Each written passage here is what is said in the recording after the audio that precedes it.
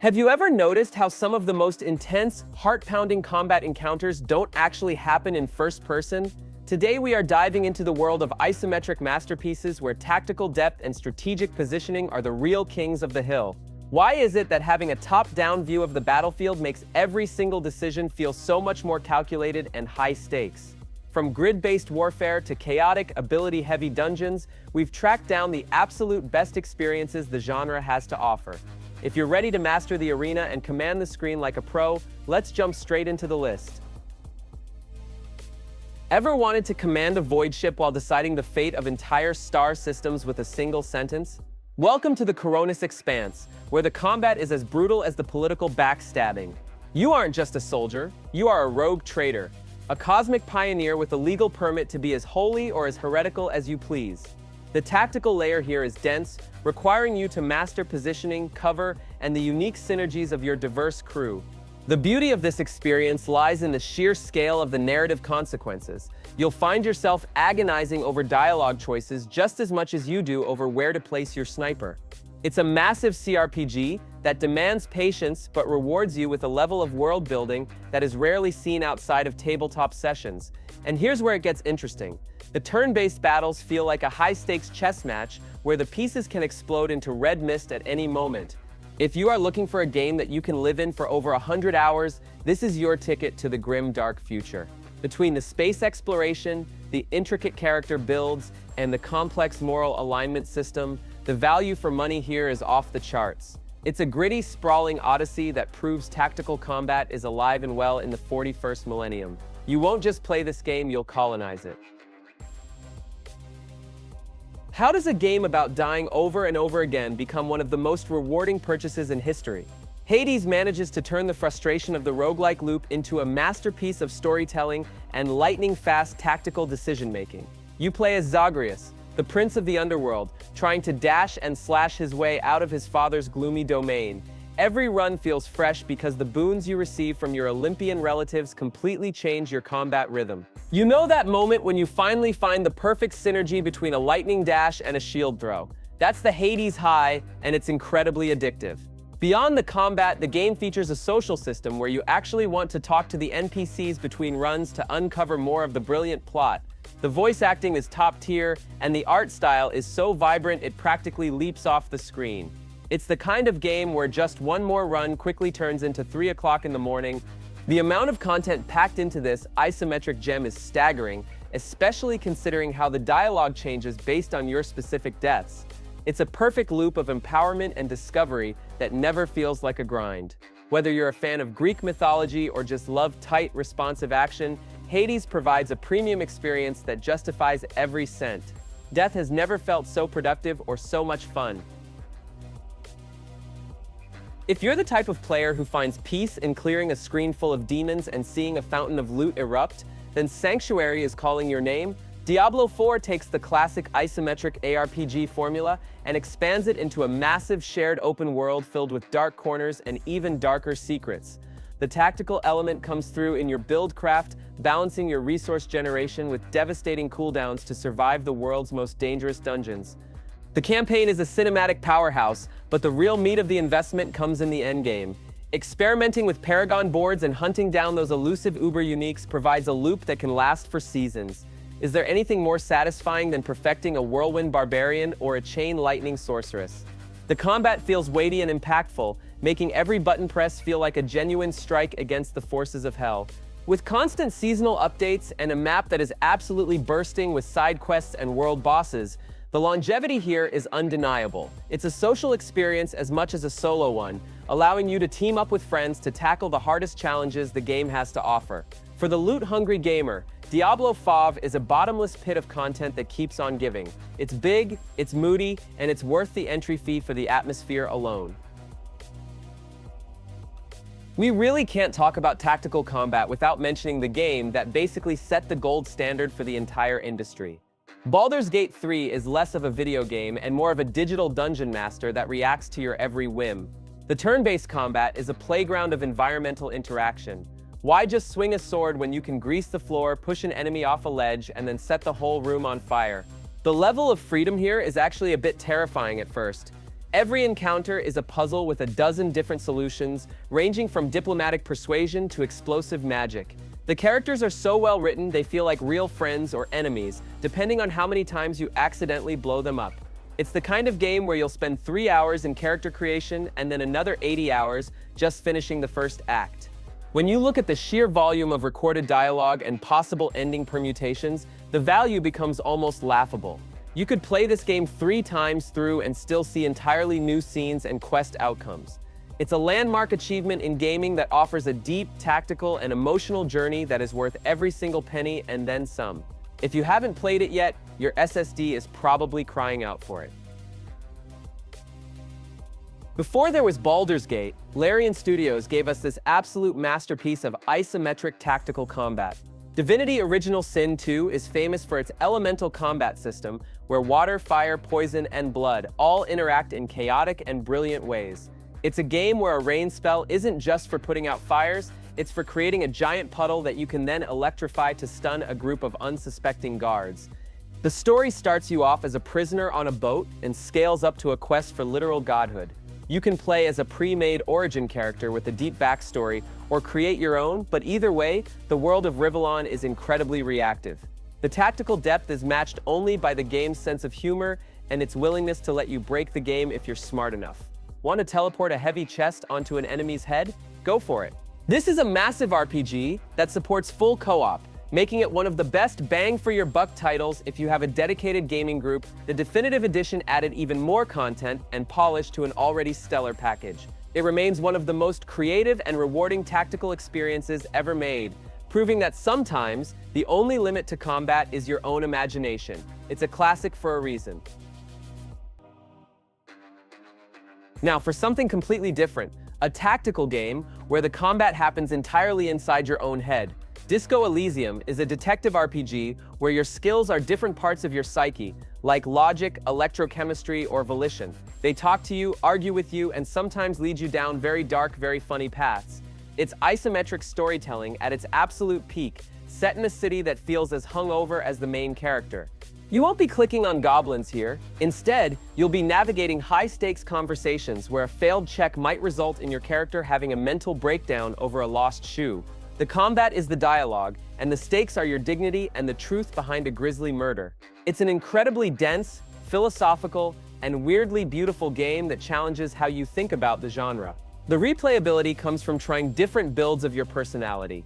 A high-intelligence detective plays a completely different game than a physical powerhouse who punches his way through problems. It's a singular experience that will stay with you long after the credits roll, offering a level of narrative depth that justifies its price tag 10 times over. If you want a game that respects your intelligence, this is the one. Family is everything in this beautifully pixelated action RPG. Unlike most roguelites where you play as a lone hero, Children of Morta follows the Bergson family, a line of heroes tasked with guarding a mystical mountain. Each family member has a distinct combat style, from the father's sword and shield tanking to the daughter's long-range fire magic. The tactical twist? You are encouraged to play as all of them, as they share experience and provide passive buffs to each other.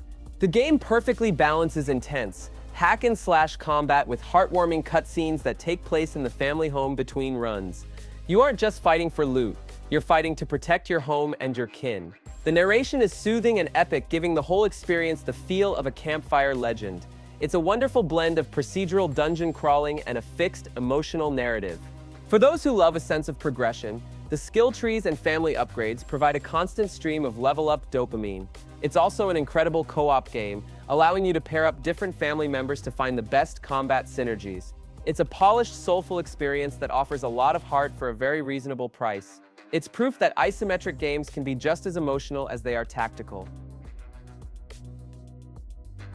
Imagine a cyberpunk world so detailed and grimy that you can practically smell the neon in the trash. The Ascent is a twin-stick shooter with heavy tactical RPG elements set in a Vela's arcology where a massive corporation has just collapsed. The verticality of the world is stunning, and the isometric camera angle gives you a perfect view of the chaotic firefights.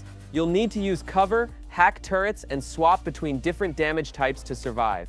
The game features some of the best lighting and environmental effects in the genre, making every district feel distinct and lived in. The customization is a major highlight, allowing you to augment your body with chrome that gives you powerful abilities like hydraulic slams or swarms of mini-missiles. It's fast, it's loud, and it's satisfyingly difficult when the screen fills up with corporate security and rival gangs. While the story is a solid corporate thriller, the real draw is the atmosphere and the visceral combat loop. Exploring the different levels of the arcology feels like a genuine journey through a futuristic dystopia. It's a high-octane experience that feels like a big-budget action movie in isometric form. If you want to feel like a cybernetic badass without breaking the bank, the Ascent is a must-play. What happens when you combine XCOM-style tactical combat with real-time stealth and a talking duck? You get Mutant Year Zero. Set in a post-human world, you lead a team of mutants searching for the legendary Eden. The game's brilliance lies in its pre-combat phase. You explore the world in real time, setting up ambushes and picking off isolated enemies before the real turn-based fight even begins. If you charge in guns blazing, you'll probably get wiped out in seconds. The tactical layer requires you to think about line of sight, high ground, and silent takedowns. Each mutant has unique mutations like growing wings to fly to a rooftop or turning your skin into stone. It's a smaller scale, more intimate tactical game where every character's survival feels vital to the mission. The world building is surprisingly poignant, filled with artifacts from our time that the mutants completely misunderstand. It's a tight, focused experience that doesn't overstay its welcome, but provides a deep challenge for strategy fans. For anyone who loves the tension of a perfect ambush, this game is a masterclass in tactical design. It's a quirky, challenging, and highly memorable trip through the apocalypse. If you prefer your tactical combat with a side of gothic chanting and religious obsession with technology, Mechanicus is for you. You control a squad of Adeptus Mechanicus, the tech priests of the Imperium, as they explore a Necron tomb world. The game ditches hit percentages for a more deterministic combat system, which makes every move feel like a calculated risk rather than a gamble with RNG. The standout feature here is the cognition point system, which forces you to harvest energy from the environment or fallen foes to power your most powerful weapons. The sound design is legendary, featuring a soundtrack that blends pipe organs with industrial techno to create an atmosphere that is uniquely 40K. You'll customize your tech priests with various mechanical limbs and gadgets, slowly turning them into walking tanks. The game offers multiple endings and a high degree of difficulty customization, giving it great replay value. It's a love letter to the lore of the Omnissiah, but even if you aren't a Warhammer fan, the tight tactical gameplay is enough to keep you hooked.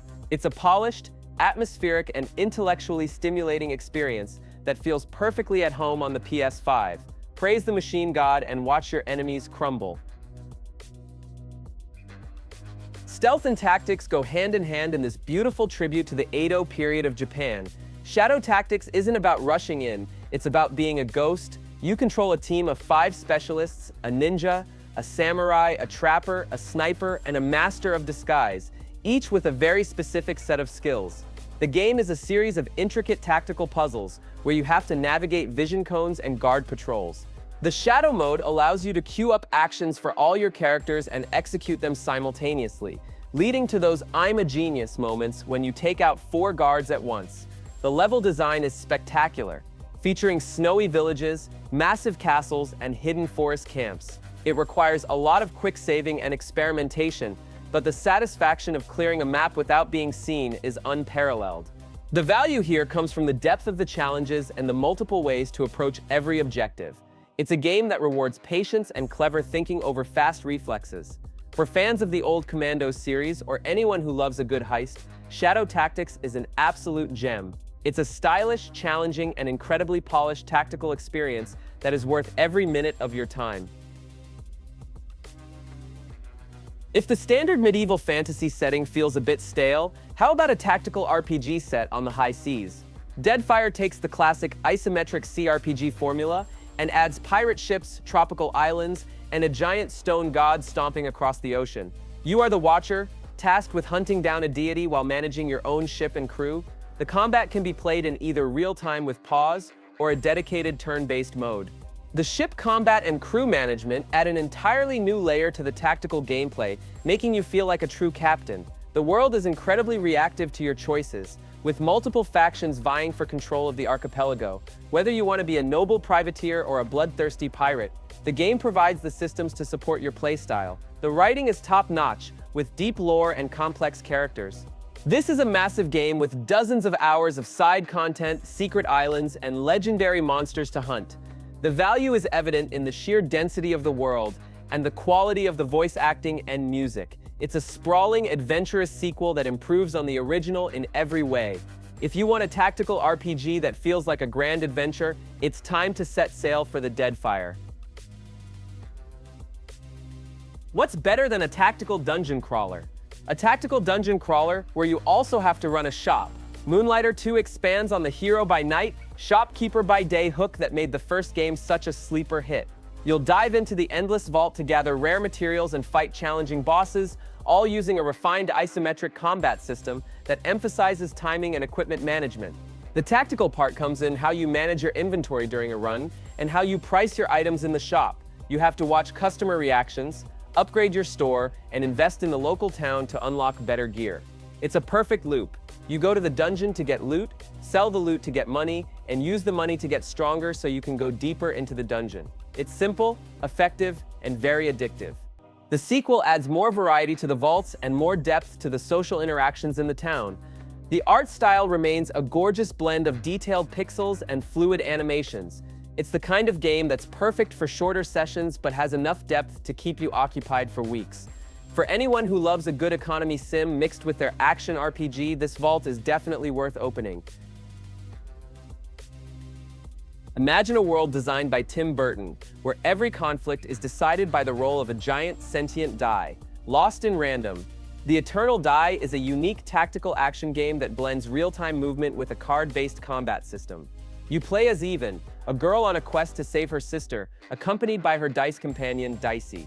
The isometric perspective gives you a great view of the board game-inspired arenas. Combat is a mix of tactical positioning and deck building. You collect cards that give you weapons, spells, or environmental hazards, and you roll to see which ones you can use. This adds a layer of controlled randomness that keeps every fight feeling unpredictable. The art style is hauntingly beautiful, and the writing is filled with dark whimsy and clever puns. It's a game that feels like a playable fairy tale. The value here lies in its originality.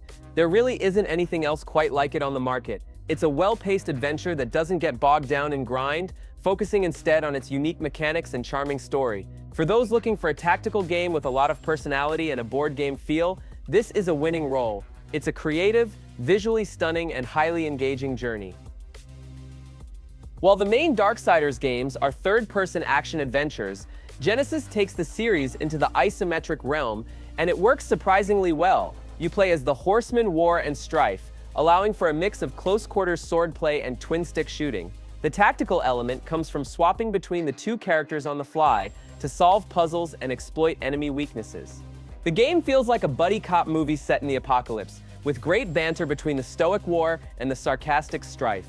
The level design is filled with secrets, platforming challenges, and epic boss fights that require precise movement. It's a faster-paced game than a traditional CRPG, but it still requires a strategic mind to manage your creature cores and upgrade your abilities effectively.